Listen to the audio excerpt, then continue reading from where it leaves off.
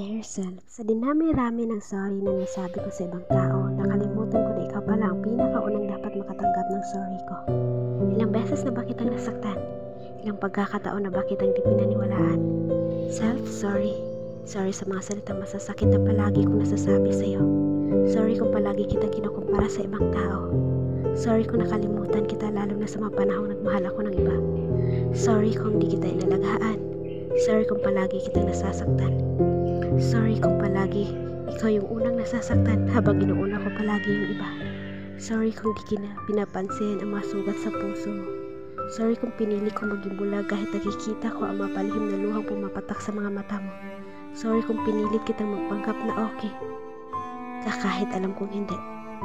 Sorry dahil ako ang dahilan ng mga peke mong ngiti. Sorry dahil hinayaan kong mawala ka para manatili yung ibang tao na pinili ka lang iwanan. Sorry kasi pinili kong maging bigi at di pakinggan kung gaano ka nakapagod at nasasaktan. Sorry sa mga gabing umiiyak ka na lang mag-isa at ang tanging kayakap ay ang mga basang unan. Dami kong atraso sa'yo. Self, humihingi ako ng tawad sa'yo. Patawad dahil hindi kita minahal gaya ng pagmamahal na karapat-dapat mong maramdaman. Alam ko marami pa akong kailangang matutunan. Marami pa akong kailangang pagdaanan.